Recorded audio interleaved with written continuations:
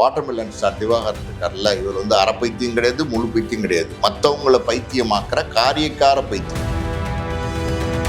ரெண்டு பேருக்கு பிரச்சனையா யார் கானா வினோத் இவருக்கு பிரச்சனை, புகழும் மாக்கப்பாவும் வந்து இவங்க ரெண்டு பேருக்கு சப்போர்ட்டா வந்து இவர் என்னமோ பெருசா வார்த்தையை விட்டுருப்பாரு. அதுல ஒன்றும் சந்தேகம் கிடையாது. அவர் ஏதாவது நான் நடிப்பறக்கேன், நான் யார் தெரியுமா, பிக் பாஸ் புகழ் அப்படி வாய வேற ஒரு மாதிரி கொண்டுட்டு வருவாரு. கோணி அப்படி திருப்பி சரியா கொண்டு வர, அப்படி சரியா கொண்டு வந்து திருப்பி கோணாலதான் கொண்டு போயிருவாரு. அந்த மாதிரி ஏதாவது பண்ணிருப்பாரு. உண்மையிலேயே அடிச்சாங்களான்னு தெரியல 3 பேர் சேர்ந்து. கமெண்ட்ல பாத்தீங்கன்னா நல்லா 4 அடி சேர்த்து அடிங்க அப்படிங்கிற மாதிரி தான். அது யாரா இருந்தாலும் 4 அடி சேர்த்து அடிக்கணும் தான் யாரா இருந்தாலும் சொல்லுவாங்க. ஏன்னா தப்பா நடந்துகிட்டு இருக்காரு. பெண்கள் கிட்ட எல்லாம் இவர் வந்து பிஹேவ் பண்ற விதம் சரியில்லை. ஒரு கல்யாணமான பெண்ணு அவர் புருஷன் பக்கத்துல இருக்கும்போது தோல்ல கை போட்டு இத்தனை நாள் நீ உன் புருஷனோட இருந்துட்ட, நீ ஒரு நாள் என் கூட இரு அப்படின்னு சொன்னோம். ஏற்கனவே விஜய் டிவி ப்ரோக்ராம்ல தான் பெண்கள்ட்ட தப்பா நடந்திருக்காரு விமர்சனம் இருக்கு. மறுபடியும் விஜய் டிவி ப்ரோக்ராம். அதுதான் சார் சொல்றேன். இங்க சேட்டலைட் சேனல் இதுக்கு முன்னாடி யூடியூப் சேனல்ல ஃபுல்லா வந்து இந்த மாதிரி கோமாளித்தனம் பண்ணிட்டு இருந்தாரு. இவரை என்கரேஜ் பண்ணக்கூடாது. இவரெல்லாம் எப்படின்னா என்கரேஜ் பண்ணக்கூடாது. இவரால் வந்து டிஆர்பி ஏறுது, இவரை வந்து ஆடியன்ஸ் பார்க்குறாங்க, ஆடியன்ஸ் இருக்கிறாங்க அப்படின்னா அது சேனல் வந்து இவருக்கு வாய்ப்பு கொடுக்குறாங்க. உண்மையாலுமே இதெல்லாம் எப்படின்னா எங்கேயோ இருந்து மதுரையிலேருந்து வந்து ஒரு கோமாளித்தனம் போட்டு, ஒரு குட்டிக்கரணம் போட்டு, உருண்டு பஃபூன் வேஷம் போட்டு, எல்லாம் போட்டு ஒரு அடையாளம் கிடைக்கின்ற போது அதை அடுத்தடுத்து நீங்க தக்க வச்சுக்கிறதுக்கு தான் முயற்சி பண்ணணும். மீடியா சர்க்கிள் நேயர்களுக்கு வணக்கம். இன்றைக்கு நம்ம நேர்காணலுக்காக ஆஸ்கார் மூவிஸ் தயாரிப்பாளர் பாலாஜி பிரபு அவர்கள் நம்மோடு நேர்காணல் பேசலாம். சார் வணக்கம். வணக்கம். சர்ச்சைகளுக்கு இல்லைனா ஒரு வீண் பப்ளிசிட்டிக்கு பேர் போனவர் watermelon star cook with Comali season 8ல வந்து ஒரு சீஃப் கெஸ்டா போயிருக்காரு. அங்க போனப்போ மாக்காப்பா ஆனந்த், அதுக்கப்புறம் கானா வினோத், புகழ் 3 பேர் சேர்ந்து என்னை வந்து தாக்கிட்டாங்க. காவல் நிலையத்தில் புகார் கொடுத்த வீடியோக்கள் நீங்களும் பார்த்துருப்பீங்க, சமூக வலைதளங்களில் வைரல் ஆகிட்டு இருக்கு. அதுக்கு பதிலடி கொடுக்குற மாதிரி மாக்காப்பா ஆனந்தும் இன்னைக்கு ஒரு வீடியோ பேசியிருக்காரு.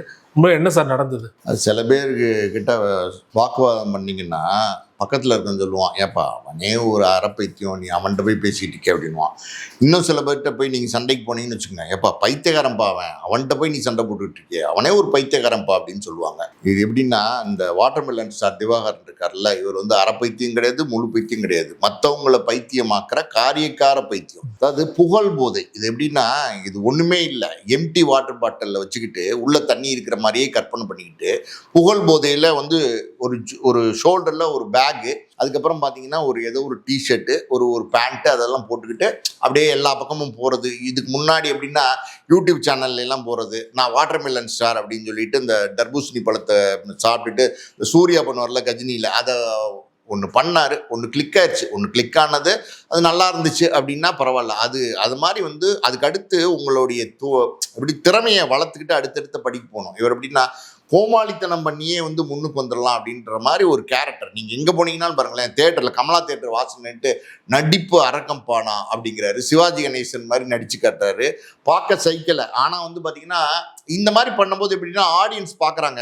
ரேரான காம்பினேஷன் இது. இந்த மாதிரி காம்பினேஷன்லாம் நீங்கள் கண்டுபிடிக்கவே முடியாது. பெத்தாங்களா செஞ்சாங்களாங்கிற மாதிரி ஒரு கேரக்டரு. ஸோ அதை ரசித்தாங்க, சிரித்தாங்க. அதுவே வந்து ப்ளஸ்ஸாக மாற்றிக்கிட்டு போகிற இடத்துல எல்லாம் கோமாளித்தனம் பண்ணிக்கிட்டு யூடியூப் சேனல்ல எல்லாம் சமீபத்தில் பார்த்தீங்கன்னா இந்த பிக் பாஸுக்கு போகிறதுக்கு முன்னாடி எல்லா யூடியூப் சேனல்லையும் போய் உட்காந்துட்டு பேட்டி கொடுக்க வேண்டியது, அங்கே வந்து சண்டையை போட வேண்டியது, கேமரா ஆஃப் பண்ணுன்னு சொல்ல வேண்டியது, சண்டை போட வேண்டியது, பேக்கை தூக்கிட்டு வெளியில் நடந்து வர வேண்டியது, இது ரெகுலராக பண்ணிட்டு இருந்தார்.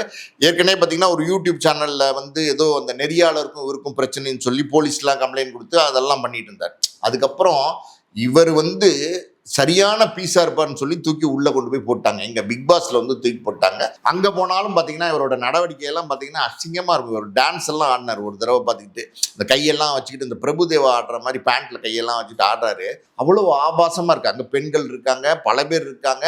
ஆனா எதை பத்தியுமே மனசுல நினைக்காம அவர் வாட்டின பிக் பாஸ்ல வந்து சட்டையை கழட்டி போட்டுட்டு ஒரு நாமத்தை போட்டுட்டு சுத்துறது. ஒரு பிக் பாஸ்ல போட்டதுக்கு அப்புறம் பாத்தீங்கன்னா அதாவது வந்து சும்மாவே கிராமத்தில் ஒரு பழமொழி சொல்லுவாங்க, நம்ம இவரை சொல்லலை, பழமொழி ஒன்று சொல்லுவாங்க. அப்படின்னா அது ஆல்ரெடி குரங்கு, அதை வந்து எப்படின்னா அது கல் குடிச்சிருக்கு, இது தேளு வேற கொட்டிடுச்சு அப்படின்வாங்க. அந்த மாதிரி பிக் பாஸ்ல தூக்கி போட்டதுக்கப்புறம் இப்போ அதுல இருந்து வெளியில் அதில் பிக் பாஸ்ல ஏகப்பட்ட சண்டை. அந்த கானா வினோத் இருக்காருல, அவரும் பிக் பாஸ்ல இருந்தாரு, இவரும் பிக் பாஸ்ல இருந்தாரு. அவர் வந்து இவரை வந்து நக்கல் பண்ண, இவர் வந்து அவரை வந்து வம்புழுக்க, சீண்ட, நையாண்டி பண்ண, அது அந்த ஷோக்கு ஓகே. அந்த ஷோ அந்த பார்க்கும்போது ஆடியன்ஸ்க்கு இன்ட்ரெஸ்டிங்காக இருக்கணும்னு அந்த ஷோவை பார்த்தாங்க. அது வெளியில் வந்து இப்போ இன்னைக்கு பார்த்தீங்கன்னா இந்த சேட்டலைட் சேனலில் நிறைய சேனல்கள் எல்லாம் போய் வந்து தொடர்ந்து வந்து ஷோ பண்ண ஆரம்பிச்சார் இவர், இந்த நம்ம ஆளு வாட்டர்மெலன் ஸ்டார். அந்த மாதிரி தான் சமீபத்தில் போய் இந்த குக் வித் கோமாளி ஷோ வந்து கலந்துருக்காரு. இவிபி ஸ்டுடியோ உங்களுக்கு தெரியும், பூந்தமல்லியில் இருக்குது. நானே ஒரு தடவை வந்து பார்த்தீங்கன்னா ஒரு ஷோவில் வந்து போய் கலந்துக்கிறதுக்கு கெஸ்ட்டாக போயிருந்தேன். அது அப்படியே ஆள் ஆதரவிட்டா காடு மாதிரி இருக்கும். எல்லா பக்கமும் ஃப்ளோர்ஸ் இருக்கும். அது ஒரு பக்கம் பார்த்தீங்கன்னா நீங்கள் நடந்து போகணுன்னாலே 2 கிலோமீட்டர் நடந்து போகணுங்கிற மாதிரி பெரிய ஸ்டுடியோ. அவ்வளோ தூரம் வந்து போய் இந்த கலந்துருக்காரு, இந்த குக் வித் கோமாளி ஷோவில் வந்து கலந்துருக்காரு.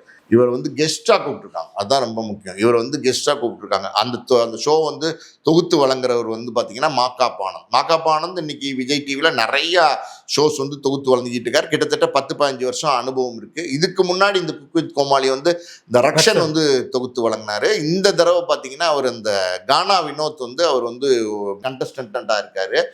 புகழ் வந்து பார்த்தீங்கன்னா ஒரு கோமாளியாக இருக்கார். ஸோ இவர் வந்து கெஸ்ட்டாக போயிருக்காரு. போன இடத்துல அங்கே இது வழக்கமாக பண்ணுறது தான், நான் சொன்னேன்ல அந்த குரங்கு கதை தான், ட்ரிகர் பண்ணி விடுறது. அது ஏதாவது ஒரு பாயிண்ட் வேணும் இவங்களுக்குலாம். எப்படின்னா இவங்க வந்து இது மாதிரி ஒரு மனநோய் சார் இது. ஆக்சுவலி இவங்க எப்படின்னா தன்னை எங்கே இருந்தாலும் எக்ஸ்போஸ் பண்ணுவாங்க. இவர் கூட்டத்தில் நிற்கிறாங்கன்னு வச்சுக்கோங்களேன், பீச்சில் ஒரு பப்ளிக் க்ரௌடு ஒரு 1000 பேர் இருக்காங்கன்னா இவங்க என்ன பண்ணுவாங்கன்னா டக்குன்னு சட்டையை கழட்டிடுவாங்க. சட்டையை கழட்டினா எல்லாரோட அட்ராக்ஷன் இவர் மேலே இருக்கும்ல.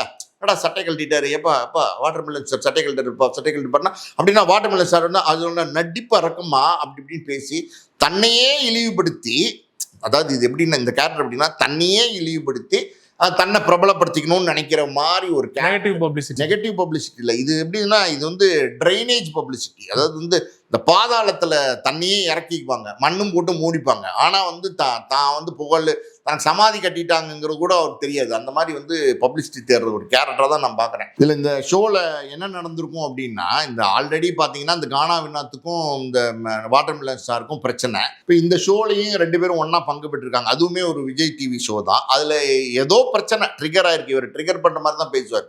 ஒரு ஏதாவது ஒன்று பேசும்போது அது மற்றவங்களை வந்து காயப்படுத்துகிற மாதிரி, மற்றவங்க வந்து என்னடா அப்படின்னு கேட்குற மாதிரி, சட்டையை பிடிக்கலான்னு பார்த்தா சட்டையும் கழட்டிடுவார். அந்த மாதிரி ஒரு கேரக்டர் தான் நம்ம. சட்டையை கழட்டிட்டிங்கன்னா எங்கே காலரை பிடிக்கிறது, சட்டையை பிடிக்கிறது. அதனால் இது ஒரு மாதிரி மெண்டல் கேஸ்ன்னு சொல்லுவாங்கள்ல, அந்த மாதிரி ஒரு கேஸு. இது எப்படி கொண்டு வந்து விட்டாங்க, எப்படி இவர் மீடியாக்குள்ளே வந்தார். ஏற்கனவே விஜய் டிவியில் ஒரு ப்ரோக்ராமில் வந்து இவர் ஏதோ சிலிமிசம் பண்ணார்னு சொல்லிட்டு தான் பாதிலே அனுப்புனாங்க. ஆமாம், அண்டாக்கா கசம்னு ஒரு ப்ரோக்ராம் பண்ணியிருக்கார் சார். அந்த ப்ரோக்ராம் வந்து பார்த்தீங்கன்னா ஒரு 4 எபிசோடு தான் வந்திருப்பார். ஒரு நாள் ஷூட் பண்ணால் 2 எபிசோட் ஷூட் பண்ணுவாங்க. 2 நாள் வந்து ஷூட்டிங்கில் கலந்துருக்காரு. 2 நாளில் ஷூட்டிங்கில் கலந்துருக்கும் போதே அங்கே வந்து இந்த பாண்டியன் ஸ்டோர்ஸ் ஹீரோயின்லாம் இருக்காங்கல்ல, அவங்ககிட்ட எல்லாம் போய் ஏதோ வந்து பேசியிருக்கார், விரசமாக ஏதோ பேசியிருக்கதா ஒரு தகவல் வருது. அது பேசுனது, அவங்ககிட்ட நடந்துக்கிற விதம், இவர் வந்து போய் நிற்கிறது, சிரிக்கிறது எல்லாமே ஒரு மாதிரி அக்லியாக இருக்கும். அக்லின்னா பார்க்குறவங்க முகம் சுளிக்கிற மாதிரி இருக்கும். அந்த மாதிரி ஏதோ என்ன செஞ்சார் ஏது செஞ்சான்னு தெரியல. அவங்கெல்லாம் கம்ப்ளைண்ட் பண்ணியிருக்காங்க. ஷோ முடிஞ்சோன்னா 2 நாள் முடிஞ்சோடனே கம்ப்ளைண்ட் பண்ணியிருக்காங்க, சார் இது ஒரு மாதிரி பிஹேவ் பண்ணுறாரு சார்னோடனே. அந்த ஷோலேருந்து இவரை வந்து தூக்கிட்டாங்க. அந்த ஷோலேருந்து இவரை தூக்குனது அது வந்து மாகாபா தான் காரணம் அப்படின்ற மாதிரி ஒரு வெஞ்சன்ஸ் அவர் ஆல்ரெடி கிரியேட் பண்ணி வச்சுக்கிட்டார் உள்ளுக்குள்ள. யாரை பார்த்தாலும் பகைவனாக நினைக்கக்கூடியவர், யாரையுமே வந்து ஒரு நண்பனாக நினைக்க மாட்டார். நண்பனாக இருந்து ஒரு உதவி செய்ய போனால் கூட அவர் வந்து பகைவனாக மாற்றிடுவார். அந்த மாதிரி கேரக்டர்னு வச்சுக்கோங்களேன். அப்படி தான் அவர் வந்து இந்த ஷோ வந்து குக் வித் கோமாளியில் வந்து ஆல்ரெடி கானா வினோத்துக்கும் இவருக்கு ஏதோ பிரச்சனை அங்கே பிக் பாஸ்லேருந்தே இருக்குது. இப்போ 2 பேருக்குள்ளேயும் சின்ன விஷயங்கள் ஏதோ ட்ரிகர் ஆகிடுச்சு. இவர் பண்ணியிருப்பார், அதில் ஒன்றும் சந்தேகமே கிடையாது. இவர் எப்படின்னா இந்த குண்டூசி கையில் கொடுத்தீங்கன்னா அது எப்படி பயன்படுத்தலாம் அப்படின்னா ஒரு 2 பேப்பரை சேர்த்து குத்துறதுக்கு பயன்படுத்துவாங்க, எதுக்காவது பயன்படுத்துவாங்க, நல்ல விஷயமா பயன்படுத்துவாங்க. ஆனால் இவர் எப்படின்னா அது மெதுவாக போய் குத்திக்கிட்டே இருப்பார். பின்னாடி வந்து அப்படியே குத்திக்கிட்டே இருக்கிற கேரக்டர். அப்படியே குத்திக்கிட்டே இருக்கும்போது மற்றவங்க என்ன நினைப்பாங்க, சரி பரவாயில்லன்னு நினைப்பாங்க. ஒரு ஸ்டேஜுக்கு மேலே என்ன பண்ணால் திரும்பி பலார்னு ஒரு அறை விடுறதுக்கு லெவலுக்கு அவர் கொண்டு போயிடுவார். சீண்டுவாங்க. நீங்கள் சின்ன பசங்க நீங்கள் பார்த்தீங்கன்னா ஸ்கூலில் வந்து பார்த்தீங்கன்னா இந்த ஜாமெட்ரி பாக்ஸில் காம்பஸ் இருக்கும்ல, காம்பஸ் எடுத்து ஒருத்தன் குத்தி விளையாடுவான். அந்த மாதிரியான ஒரு கேஸ் தான் நம்ம ஆள் வாட்டர்மெலன் சார். அவர் என்ன பண்ணான்னு தெரில. 2 பேருக்கும் பிரச்சனையே, யார் கானா வினோத்துக்கு இவருக்கும் பிரச்சனையாகி புகழும் மாக்காப்பாவும் வந்து இவங்க 2 பேருக்கு சப்போர்ட்டாக வந்து இவர் என்னமோ பெருசாக வார்த்தையை விட்டுருப்பார். அதில் ஒன்றும் சந்தேகம் கிடையாது. அங்கே என்ன நடந்துச்சுன்னு ஆக்சுவல்ஸ் நமக்கு தெரியாட்ட கூட என்ன நடந்திருக்குங்கன்னு ஒரு யூகம் நம்ம போக முடியும். இவர் ஏதாவது நான் நடிப்பறக்கேன், நான் யார் தெரியுமா, பிக் பாஸ் புகழ் அப்படி இப்படின்னு வாயை வேற ஒரு மாதிரி கொண்டுட்டு பாருங்க, கோணி அப்படி திருப்பி சரியாக கொண்டு வர, அப்படி சரியாக கொண்டு வந்து திருப்பி கோணலாக கொண்டு போயிடுவார். அந்த மாதிரி ஏதாவது பண்ணியிருப்பாரு. அது இவர் வந்து என்ன சொல்றாரு அப்படின்னா, உண்மையிலேயே அடிச்சாங்களான்னு தெரியல 3 பேர் சேர்ந்து. கமெண்ட்ல பாத்தீங்கன்னா இவரை நல்லா 4 அடி சேர்த்து அடிங்க அப்படிங்கிற மாதிரி தான் அது யாரா எல்லாருமே comment இருந்தாலும் பண்றாங்க. 4 அடி சேர்த்தடிங்கன்னு தான் யாரா இருந்தாலும் சொல்லுவாங்க. ஏன்னா யாருமே அவருக்கு சப்போர்ட் பண்ண மாட்டாங்க சார். நீங்க ஒரு வினோத பிறவியா இருந்தீங்கன்னா யாருக்குமே நீங்க வந்து நண்பனா இல்லை, யாருக்குமே நீங்க நல்லவனா இல்லை அப்படின்னா யாருமே உங்களுக்கு சப்போர்ட் பண்ண மாட்டாங்க. அதுதானே இயற்கையா உள்ள விஷயம்.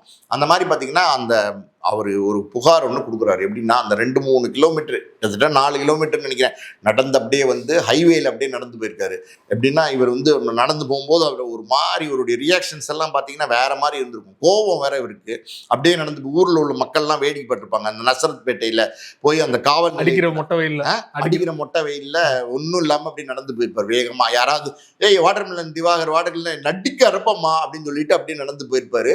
போய் போலீஸ் ஸ்டேஷனில் கம்ப்ளைண்ட் கொடுத்துருக்காரு. இவர் என்ன கம்ப்ளைண்ட் கொடுத்துருக்காரு அப்படின்னா, பிரச்சனை எங்களுக்குள்ள காழ்ப்புணர்ச்சி. அதான் சொன்னேன்ல, இந்த அண்டாக்கா கசத்தில் வந்து ஏற்கனவே பிரச்சனை இருந்துச்சு இல்லையா, அந்த அது வந்து பிரச்சனையா மாறிடுச்சுங்கிற மாதிரி இவங்க வந்து இரும்பு ராடை எடுத்து அடிச்சிட்டாங்க, காலில் வந்து அடிச்சு, அதாவது வீசிட்டாங்க, அடிச்சுட்டாங்க 3 பேர் சேர்ந்து அப்படின்னு போலீஸ் ஸ்டேஷனில் கம்ப்ளைண்ட் கொடுத்துருக்காரு. அடிச்சாங்களா அடிக்கலையான்னு நமக்கு தெரில. ஆனால் அங்கே வந்து அவ்வளோ கேமரா இருக்கு, ஏகப்பட்ட கேமரா இருக்கு. 60-70 கலைஞர்கள் பங்கு பெறுறாங்க, 60-70 வந்து டெக்னீஷியன்ஸ் பங்கு பெறுறாங்க. இவ்வளோ பெரிய ஷோவில் வந்து நீங்கள் வந்து ஒரு இரும்பு ராடெல்லாம் எடுத்து அடிக்கிறதுக்கு வாய்ப்பே இல்லை. இரும்பு ராடு எடுத்து எப்படி அடிப்பாங்க? இரும்பு ராடு எங்கேருந்து வந்துச்சு? அது இல்லாமல் பார்த்தீங்கன்னா சார், மாக்காப்பா ஆனந்த் ஆகட்டும், புகழ் ஆகட்டும், இவங்கெல்லாம் வந்து ஆல்ரெடி எஸ்டாப்ளிஷ்டு ஆர்டிஸ்ட், கலைஞர்கள். புகழெல்லாம் நிறைய படத்தில் நடிக்கிறாரு. மாக்காப்பா ஆனந்தெல்லாம் பார்த்தீங்கன்னா இதே தொழிலாக வந்து பண்ணிட்டு இருக்காரு. அவருடைய வருமானம், அவர் பிரெட் அண்ட் பட்டரே இதுவாக இருக்கும்போது மாக்காப்பா ஆனந்த் வந்து குடிச்சிட்டு வந்திருக்காரு ஷோக்கு, அப்படிலாம் அவர் சொல்லியிருக்காரு. அது என்ன வேணா சொல்லுவார். அதான் சொல்றேன், பிரெட் அண்ட் பட்டரா இது இருக்கும்போது தொழிலுக்கு நேர்மையா இருப்பாங்க. தொழிலுக்கு நேர்மையா இருக்கிறதுனால தான் மாக்காப்பா ஆனந்த் புகழ்லாம் இவ்வளோ பெரிய இடத்துக்கு வந்திருக்கிறாங்க. அவங்க மேலையெல்லாம் புகார் கொடுத்துருக்காரு, இரும்பு ராடு எடுத்து என்னை அடிச்சிட்டாங்க அப்படிங்கிறதும். பேட்டியில எல்லாம் சொல்றாரு என்னன்னா, மாக்காப்பா ஆனந்த் வந்து ஃபுல் குடியில வந்து என்னைய வந்து அடிச்சிட்டாரு அப்படின்னு சொல்லி பேட்டி கொடுக்குறாரு. ஸோ இதெல்லாம் எப்படி என்ன ஸ்ட்ராட்டஜியில் எடுத்துக்கிறதுன்னு தெரில. சிஎஸ்ஆர் காப்பி போட்டு கொடுத்துட்டாங்க போல. ஏன்னா சிஎஸ்ஆர் காப்பி போட்டு கொடுக்கலன்னா போலீஸ்காரங்களை சும்மா விட மாட்டார். அங்கே வந்து நான் நடிப்பு அறக்கமா அப்படின்னு இன்னைக்கு வந்து கமிஷனர் ஆஃபீஸ்க்கு போயிட்டார் போல. விசாரணைக்கு வந்து மாக்காப்பா ஆனந்த், புகழ், அப்புறம் பார்த்தீங்கன்னா காணவினத்தெல்லாம் கூப்பிட்டுருக்காங்க. மாக்காப்பா ஆனந்த், புகழ், காணவினத்தெல்லாம் போலீஸ் ஸ்டேஷன் போயிட்டு அவங்க ப்ரெஸ்ஸை சந்திச்சிருக்காங்க. அவங்க வந்து பத்திரிகையாளர்கிட்ட என்ன சொல்றாங்கன்னா, இவர் வந்து ஏற்கனவே வந்து தப்பா நடந்துகிட்டு இருக்கார். பெண்கள் கிட்ட எல்லாம் இவர் வந்து பிஹேவ் பண்ற விதம் சரியில்லை. ஒரு கல்யாணமான பெண்ணு அவர் புருஷன் பக்கத்துல இருக்கும்போது தோளில் கை போட்டு இத்தனை நாள் நீ உன் புருஷனோட இருந்துட்ட, நீ ஒரு நாள் என் கூட இரு அப்படின்னு சொன்ன மாதிரிலாம் சில ஸ்டேட்மெண்ட் அவங்க சொல்றது, நம்ம சொல்றது கிடையாது. அவங்க ப்ரெஸ்ஸுக்கு அவங்க பதிவு பண்ணுறாங்க, ஸ்டேட்மெண்ட்ஸ் கொடுக்கும்போது பதிவு பண்ணுறாங்க. இவரை பற்றின பல விஷயங்கள் பதிவு பண்ணுறாங்க. இவர் எல்லாமே தெரியும். எப்படி ஒரு கலைஞன் மாக்காப்பா ஆனந்த் கேட்குற கேள்வி நியாயமாக இருக்குது. என்ன சொல்கிறேன்னா, 14 மணி நேரம் நான் நிற்கணும், டோட்டலாக நான் நின்னே வந்து காம்பேர் பண்ணணும், ஒரு ஷோ நடத்தணும் அப்படின்னும் போது அது கடுமையான வேலை. நம்ம நினைக்கிறோம் காம்பேர் பண்ணுறது அப்படின்னு, அது கிடையாது. அப்படி நின்றுக்கிட்டே வந்து ஷோவை நடத்தணுங்கிறது ஒரு டஃப்பான ஒரு டார்கெட் தான். குடிச்சிட்டு வந்தால் எப்படி நிற்க முடியும் அப்படிங்கிற கேட்குறது கேள்வி ஞான் தானே. குடியாரனால எப்படி நிற்க முடியும்? தண்ணி அடிச்சுட்டு வந்தால் உங்களுக்குள்ள வந்து ஒரு காலில் வந்து இம்பேலன்ஸ் தெரியும், பேலன்ஸ் இருக்காது. அது வந்து ஆட்டோமேட்டிக்காக தெரியும். அண்டாக்கா கசம் ப்ரோக்ராம்ல பெண்கள்கிட்ட தப்பா நினைச்சது. அப்படி தப்பா நடந்தவரை ஏற்கனவே விஜய் டிவி ப்ரோக்ராம்ல தான் பெண்கள்கிட்ட தப்பா நடந்திருக்காரு விமர்சனம் இருக்கு. மறுபடியும் விஜய் டிவி ப்ரோக்ராம். அதுதான் சார் சொல்றேன். நீங்க சேட்டலைட் சேனல் இதுக்கு முன்னாடி யூடியூப் சேனல்ல ஃபுல்லா வந்து இந்த மாதிரி கோமாளித்தனம் பண்ணிட்டு இருந்தாரு. இவரை என்கரேஜ் பண்ணக்கூடாது. இவரெல்லாம் எப்படின்னா என்கரேஜ் பண்ணக்கூடாது. இவரால் வந்து டிஆர்பி ஏறுது, இவரை வந்து ஆடியன்ஸ் பார்க்குறாங்க, ஆடியன்ஸ் சிரிக்கிறாங்க அப்படின்னா அது சேனல் வந்து இவருக்கு வாய்ப்பு கொடுக்குறாங்க. உண்மையாலுமே இதெல்லாம் எப்படின்னா, எங்கேயோ இருந்து மதுரையிலேருந்து வந்து ஒரு கோமாளித்தனம் போட்டு, ஒரு குட்டிக்கரணம் போட்டு, உருண்டு பஃபூன் வேஷம் போட்டு, எல்லாம் போட்டு ஒரு அடையாளம் கிடைக்கின்ற போது அதை அடுத்தடுத்து நீங்கள் தக்க வச்சுக்கிறதுக்கு தான் முயற்சி பண்ணணும். நீங்கள் உங்கள் கோமாளித்தனத்தை உங்களுக்கு ஸ்க்ரீனில் வந்து நீங்கள் பயன்படுத்துங்க, மக்களை சிரிக்க வைக்கிறதுக்கு பயன்படுத்துங்க, மக்கள் ரசிக்கிறதுக்கு பயன்படுத்துங்க. நீங்கள் போகிற வர இடமெல்லாமே நீங்கள் கோமாளியாக இருந்தீங்கன்னா அப்புறம் யாராக இருந்தாலும் தப்பாக தான் பேசுவாங்க. அதுவும் இல்லாமல் பார்த்தீங்கன்னா, உங்களுடைய செய்கைகள், பெண்களை பார்த்து நீங்கள் செய்யக்கூடிய செய்கைகள், அவங்க சொல்கிறாங்க, அவங்க சொன்னது தான், பெண்களை பார்த்து நீங்கள் செய்யக்கூடிய செய்கைகள், பேச்சுக்கள், வழக்குகள் எல்லாமே தப்பாக இருந்துச்சுன்னா யாராக இருந்தாலும் அது வந்து காயப்படுத்தும். அவங்க அதான் சொல்கிறாங்க. இந்த மாதிரி வந்து அவரை நீக்கினதுக்கு நான் காரணம்னு நினச்சிட்டு எங்களை சொல்கிறாரு. அது கிடையாது, நாங்கள் இரும்பு ராடெல்லாம் வச்சு அடிக்கலை, எங்கள் தலையெழுத்து நாங்கள் வந்து புத்தாண்டு அன்னைக்கு நேற்றுக்கு வந்து போலீஸ் ஸ்டேஷனில் நிற்க வேண்டிய சூழல் அப்படின்னு அவங்க பேட்டி கொடுத்துருக்காங்க. இன்றைக்கி அவர் வந்து கமிஷனர் ஆஃபீஸ் போயிருக்காரு. மொத்தத்தில் அந்த எனக்கு தெரிஞ்ச இந்த குக் வித் கோமாளிலையும் அந்த அந்த அந்த ஷோவோட இவரை நீக்கிட்டாங்கன்னு நினைக்கிறேன்.